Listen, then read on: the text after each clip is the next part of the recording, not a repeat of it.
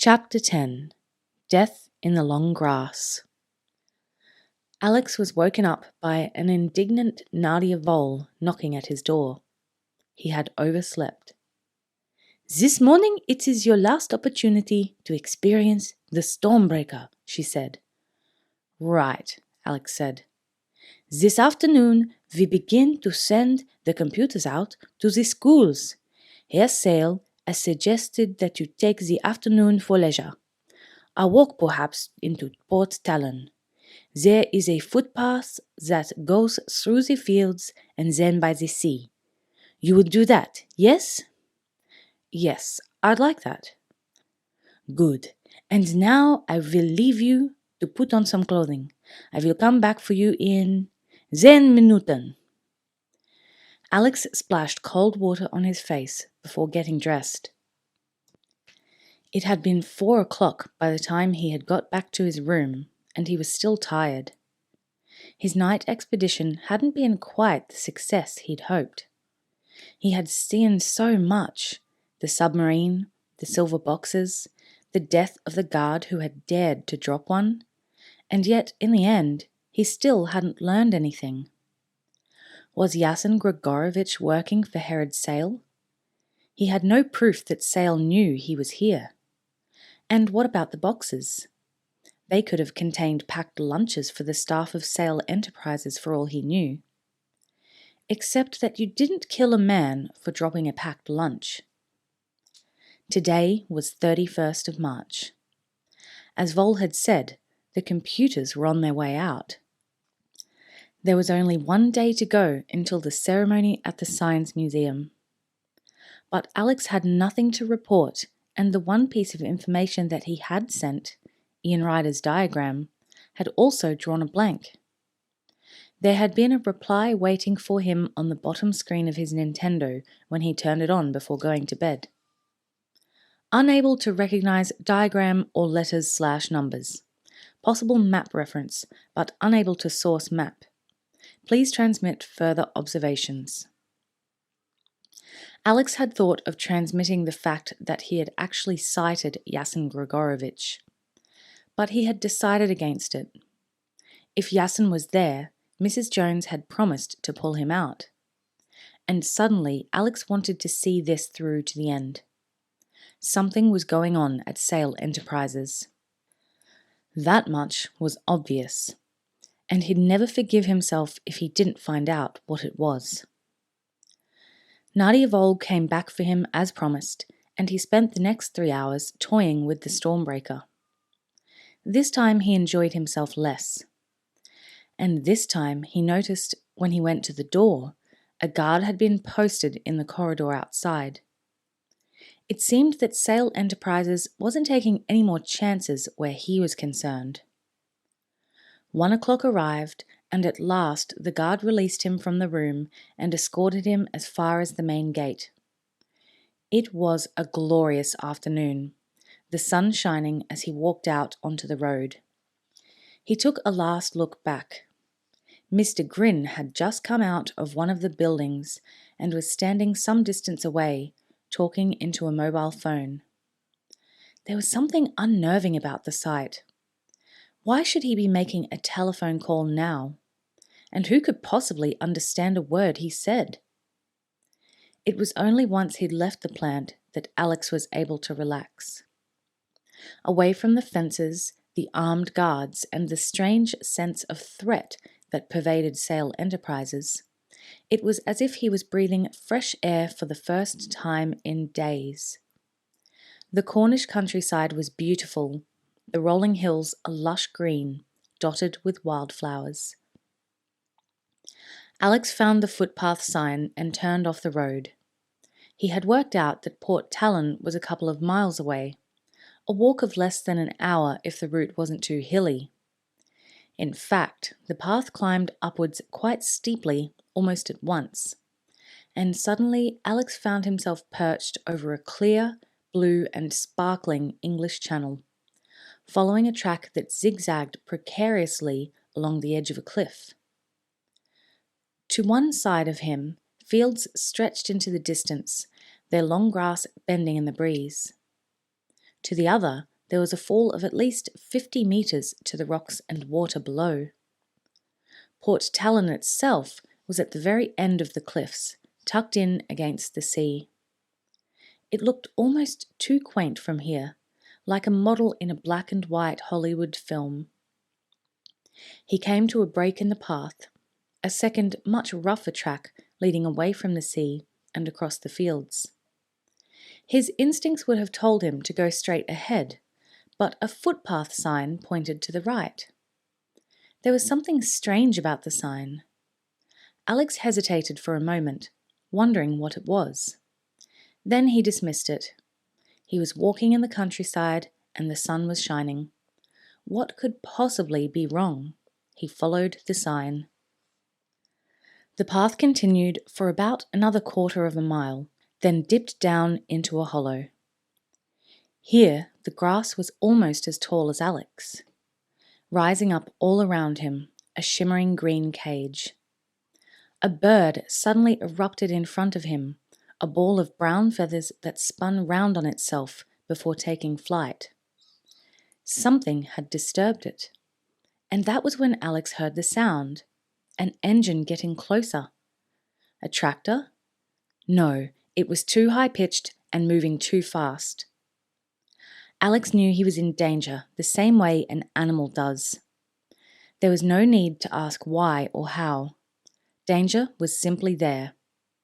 And even as the dark shape appeared, crashing through the grass, he was throwing himself to one side, knowing, too late now, what it was that had been wrong about the second footpath sign. It had been brand new.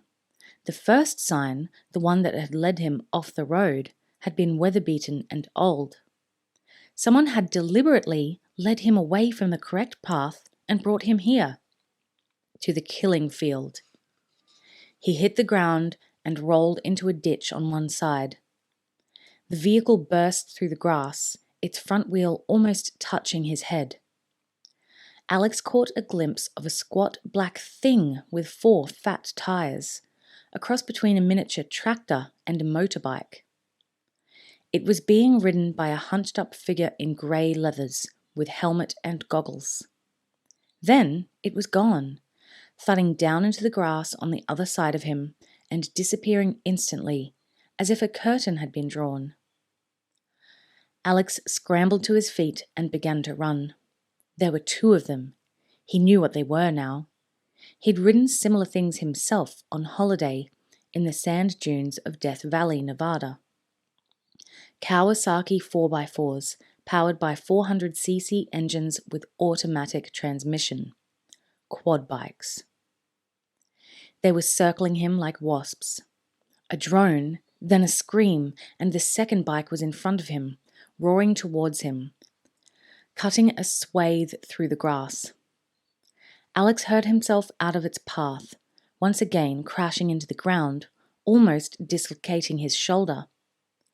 Wind and engine fumes whipped across his face. He had to find somewhere to hide. But he was in the middle of a field, and there was nowhere, apart from the grass itself. Desperately, he fought through it, the blades scratching at his face, half blinding him as he tried to find his way back to the main path. He needed other people. Whoever had sent these machines, and now he remembered Mr. Grin talking on his mobile phone, they couldn't kill him if there were witnesses around. But there was no one, and they were coming for him again, together this time. Alex could hear the engines whining in unison, coming up fast behind him. Still running, he glanced over his shoulder and saw them, one on each side, seemingly about to overtake him. It was only the glint of the sun and the sight of the grass slicing itself in half that revealed the horrible truth. The 2 bikers had stretched a length of cheese wire between them. Alex threw himself head first, landing flat on his stomach. The cheese wire whipped over him. If he had been standing up, it would have cut him in half. The quad bikes separated, arcing away from each other. At least that meant they must have dropped the wire. Alex had twisted his knee in the last fall, and he knew it was only a matter of time before they cornered him and finished him off.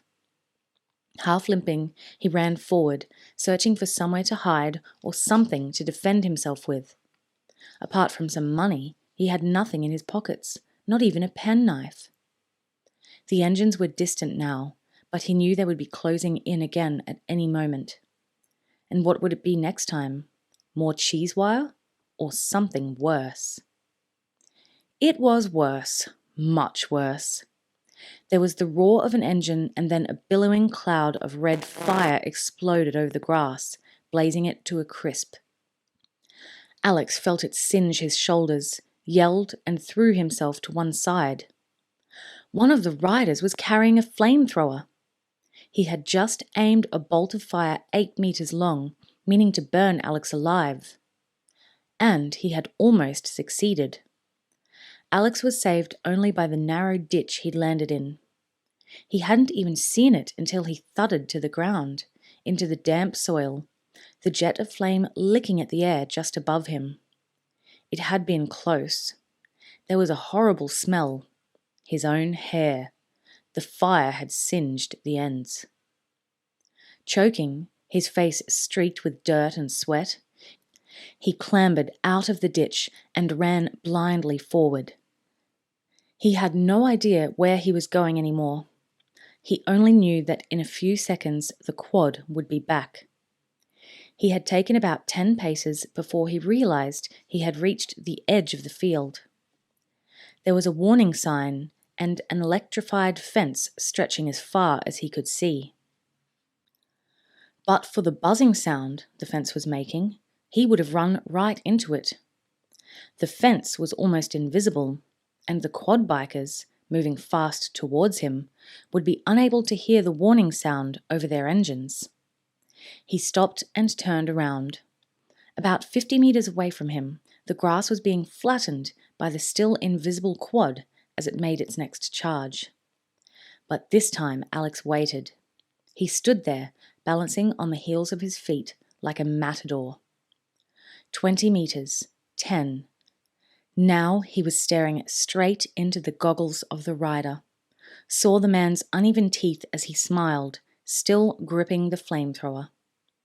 The quad smashed down the last barrier of grass and leapt onto him, except that Alex was no longer there.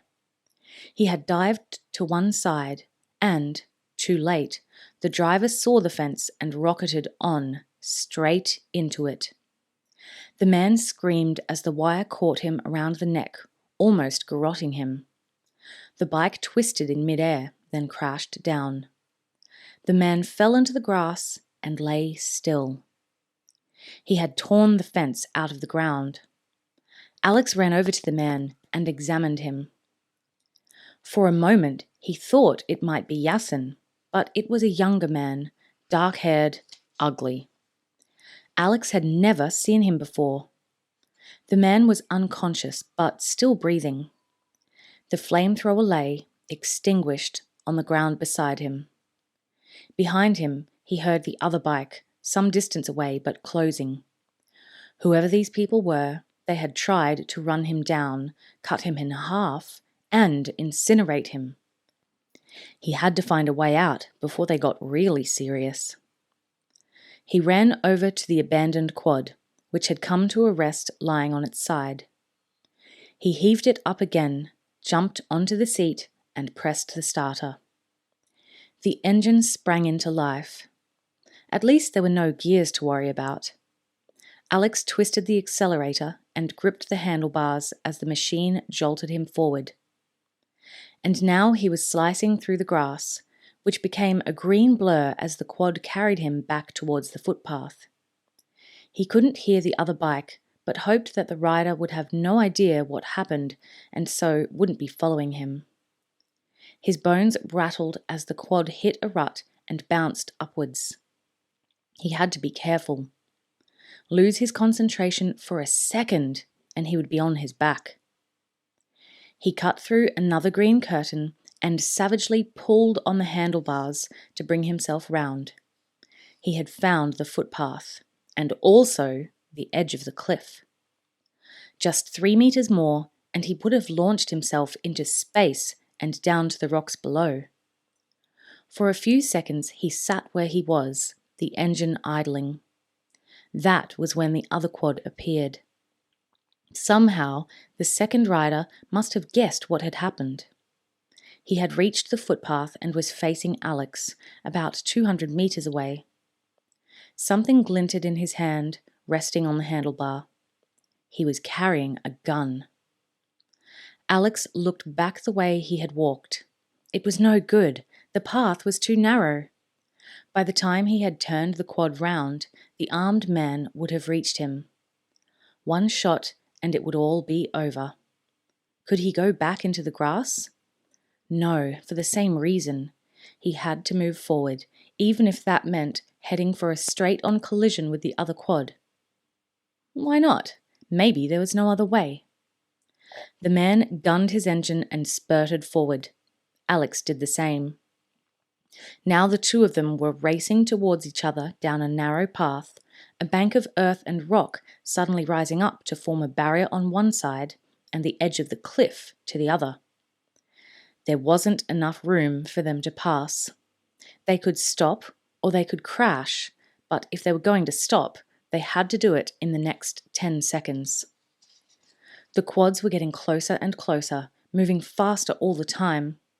The man couldn't shoot him now, not without losing control. Far below, the waves glittered silver, breaking against the rocks.